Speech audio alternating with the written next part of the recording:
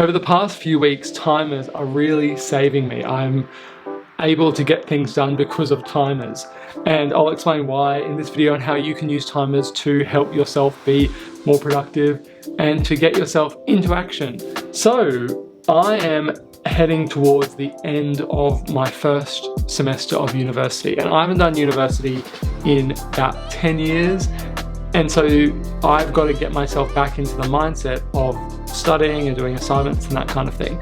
And right now I've got one assignment left to do, and it is a struggle. I am struggling every day to pull myself to the computer and to get working on it. But I'm not doing what I know a lot of other university students do, which is simply procrastinate it completely. I am doing the work, I'm just doing it grudgingly and I'm avoiding it, but I'm still doing it.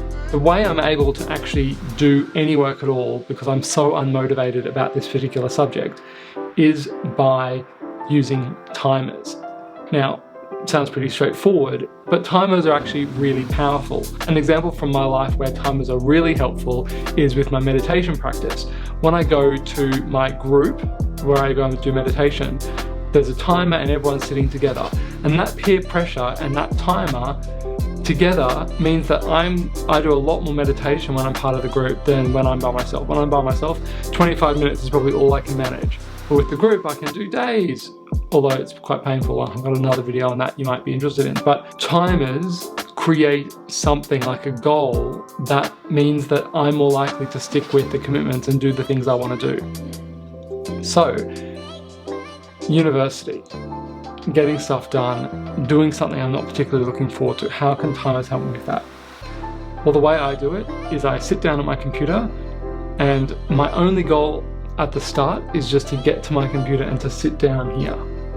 And if I sit at my desk, I'm in my comfortable chair, I've got my computer, it's all set up ready to go.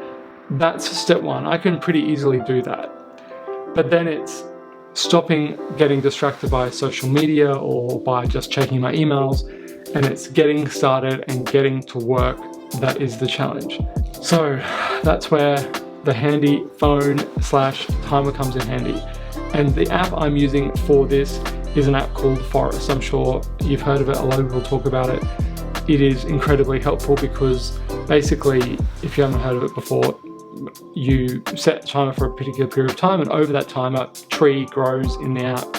And if you leave the app, or you close your phone, or you do something else on your phone, you will kill the tree and it will forever be stuck in your forest unless you pay to get it removed, which I will not do.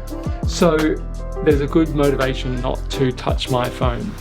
Recently I've been setting the timer to 55 minutes, 55-minute timer, and that's enough that I can really get stuck into it. And what I've noticed is when I hit the start button and I get going with my timer, the time actually goes really, really quickly. The time flies because I'm so focused on just getting what I need to get done.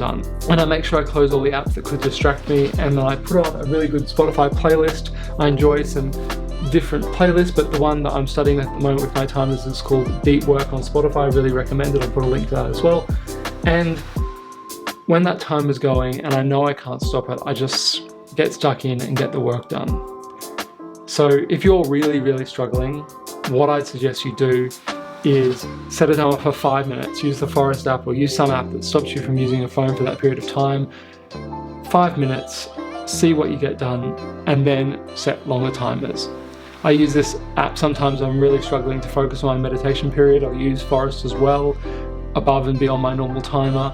So timers can create a sense of momentum and progress, and they just help focus happen.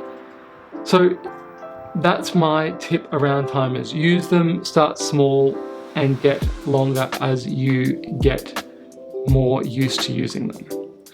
If you'd like to hear more from me, you can subscribe to my email newsletter. I send out an email every Sunday, Brisbane time in Australia. And until next time, the journey continues.